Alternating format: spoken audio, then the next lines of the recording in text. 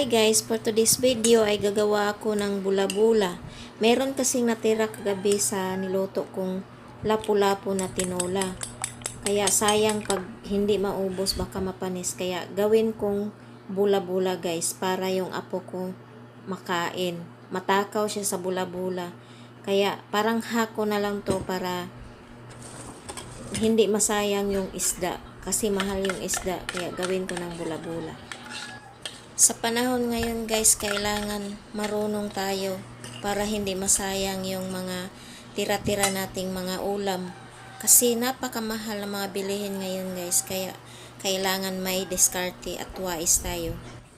Actually guys, hindi ako pwede nito kaya sila lang ang pakakainin ko kasi nilagyan ko ng itlog at saka harina. Hindi pwede sa may mga bukol.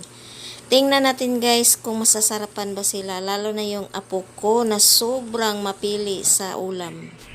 So ayan na guys, naluto na. Oh, ang sarap tingnan. Tingnan natin. Ay, parang nasasarapan ang apo ko. Okay. Thank you for watching guys. Till next video.